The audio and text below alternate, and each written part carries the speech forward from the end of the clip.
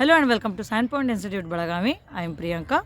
So as you all know that on the 6th and 7th, that is on Saturday and Sunday, we had conducted all Karnataka government exam mock test.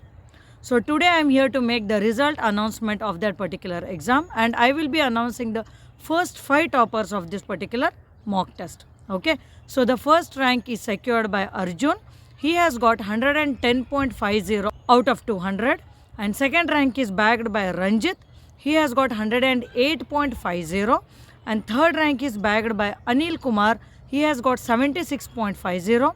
Fourth rank is bagged by Pramila. She has got 74.50, and fifth rank is bagged by Anil. He has got 51.50. So I congratulate all the first 5 toppers of this particular exam, and I hope by giving this particular exam all of you have come to know that where you stand and where you have committed the mistake in this particular exam, and where you can commit the mistake in the upcoming government exams also.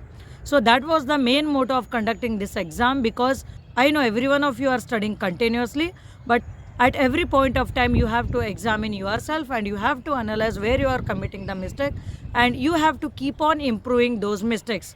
So that is the smart way of studying for any particular exam.